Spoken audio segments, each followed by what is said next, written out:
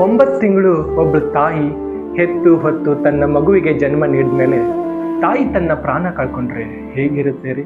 ಮಗುವಿಗೆ ಜನ್ಮ ಆದ್ಮೇಲೆ ತಾಯಿಗೆ ಒಂದು ಸೀರಿಯಸ್ ಆಗಿರುವ ಮಾನಸಿಕ ಕಾಯಿಲೆ ಆಗುತ್ತೆ.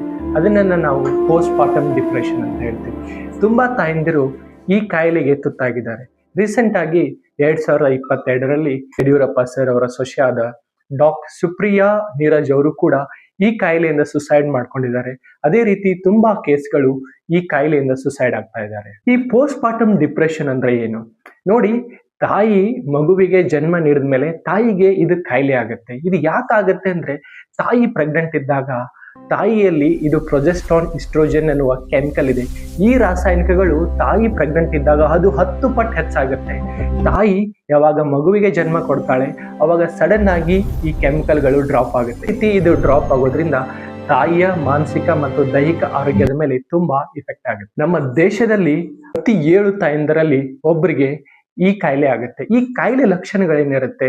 ಈ ಕಾಯಿಲೆಗಳ ಲಕ್ಷಣ ಕಂಡು ಬಂದ್ರೆ ನೀವು ಅವನ್ನ ತುಂಬಾ ಕೇರ್ಫುಲ್ ಆಗಿ ಅಬ್ಸರ್ವ್ ಮಾಡ್ಬೇಕು. ಅವ್ರ ಪಾರ್ಟ್ನರು, ಮನೇಲಿರೋ ತಾಯಿ, ಅವ್ರ ಅತ್ತೆಂದರು ಇದನ್ನ ತುಂಬಾ ಕೇರ್ಫುಲ್ ಆಗಿ ಅಬ್ಸರ್ವ್ ಮಾಡ್ಕೋಬೇಕು. ಕಾಯಿಲೆಯ ಲಕ್ಷಣಗಳು ಕಂಡು ಬಂದ್ರೆ ತಾಯಂದರಲ್ಲಿ ತುಂಬಾ ಸಿಟ್ ಮಾಡೋದು, ಒಂದೇ ಜಾಗದಲ್ಲಿ ಕೂತ್ಕೊಂಡಿರೋದು, ಸುಮ್ನೆ ಅಳೋದು, ನಿದ್ದೆ ಬರಲ್ಲ, ಈ ರೀತಿಯೆಲ್ಲ ಲಕ್ಷಣಗಳು ಕಂಡು ಬರುತ್ತೆ. ಇನ್ನೊಂದು ಅವ್ರು ಏನಾಗುತ್ತೆ, ಅವರ ಏನ್ ಮಗು ಹುಟ್ಟಿರುತ್ತೆ, ಮಗುವಿನ ಚೆನ್ನಾಗಿ ಕಾಳಜಿ ಮಾಡಲ್ಲ, ಮಗುವಿಗೆ ಎದೆ ಹಾಲು ಕುಡಿಸಲ್ಲ. ಈಗ ರೀಸೆಂಟ್ ಆಗಿ ಏನಾಗಿದೆ, ದಿವ್ಯಾ ಜಾನ್ ಅನ್ನೋರು ಕೇರಳದಲ್ಲಿ ಒಬ್ರು, ಈ ತಾಯಿ 2021ರಿಂದ ಈ ಒಂದು ಪೋಸ್ಟ್ ಪಾರ್ಟಮ್ ಡಿಪ್ರೆಷನ್ ದಿಂದ ಈ ಕಾಯಿಲೆಗೆ ತುತ್ತಾಗಿದ್ರು.